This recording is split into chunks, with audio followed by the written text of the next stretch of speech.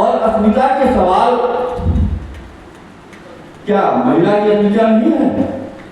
अब महिला के नाम पर उसको माने द्वारा जो जनता में अधिकार है वो नहीं मिल रहा है। किस देश में नहीं मिल रहा है? जो कहता है कि हम पूंजीवादी जनतंत्र है, नहीं मिल रहा भाई। उसको उसके साथ खिलवाड़ किया जाता है। कौन देगा उसको? ये आरएसएस देगा या इसको कांग्रेस देगा?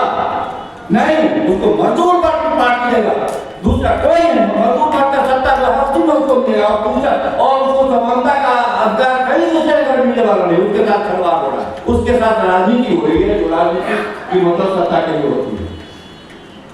अभी ये मौजूद विषय है, लेकिन मैं इस पर जो है तो बोलूँ।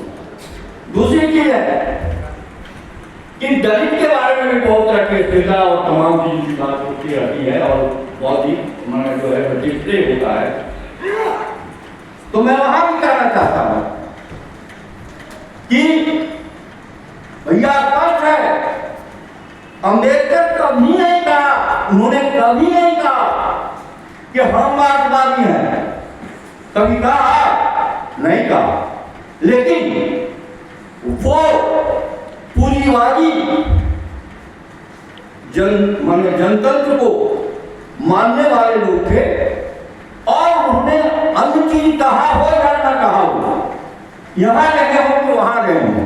उन्होंने कहा इस देश में जो है, जो ब्राह्मणवादी सामंती व्यवस्था के तहत जो ये छुआछूत है, ये जातिवाद है और कास्ट एनिहिलेशन, कास्ट की सफाया करके ही संभव हो सकता है। और यह काम उनके हिसाब से जहां होना चाहिए नहीं हो पाया, क्योंकि ये वास्तव में मजदूर वर्ग के नेतृत्व में नवजनवाद है ही नहीं, तो कहां से होगा? और पूंजीवादी जनतंत्र ही नहीं आएगा तो होगा कहां से भाई? इसीलिए इस पर सोचने की जरूरत है। और जितना भी दलित का नेता सब है, सब जो है इसी चीज को, ये जो महत्वपूर्ण कंटेंट है कि जातीय सफाया की बात है, उसको छोड़ करके और दलितवाद करता है। हम नहीं बोलता दलितवाद उसी तरह से। अरे तुम तो पूरा कहते हो कि माने ये हिंदू राष्ट्र हो गया और हिंदू है अभी तो हिंदूवाद होगा। हिंदूवाद तो धार्मिक आस्था की बात हम करते हैं भैया। कम्युनिस्ट और वैज्ञानिक सोच वाले लोग अगर तुम्हारे काल्पनिक स्तर के आस्था में विश्वास नहीं करते हैं तो तुम तो करते हो और तुम्हारा वो अल्पसंख्यक तो करता है, तो उसको कम से कम उसको जो है तो हैसियत दो। आस्थावान तुम भी हो, वो भी है, बड़ा है वो भी कौन नहीं है, और तुम तो है, तो उसको राइट दो, इक्वल राइट दो। नहीं देते हो आस्था के नाम पर, धर्म के नाम पर, ऐसा बंद करो। नहीं होगा ये जनतंत्र वास्तव में, तो ये नहीं होगा। मजदूर वर्ग आस्था पर वोट नहीं लगाता है, व्यक्तिगत बात है, अपना आस्था की बात होती है, तो नहीं आदिवासी है। अब उसकी भी चिंता है, उसका आधार है। आप उसका आधार से उसको अलग कर उसकी जमीन उसके पैर के तले से निकाल ले लेना चाहते हैं। उसके जमीन के नीचे जो है वो जितना भी चीज है उसको मरहूम कर देना चाहते हैं और उसको मछली जैसे मछली को पानी से बाहर कर दिया जाता है, उसको जंगल से बाहर कर देना चाहते हैं। आप कहते हैं कि जनतंत्र अस्मिता की बात नहीं होनी चाहिए, बेकार की बात है। अरे उसकी बात को छोड़ो,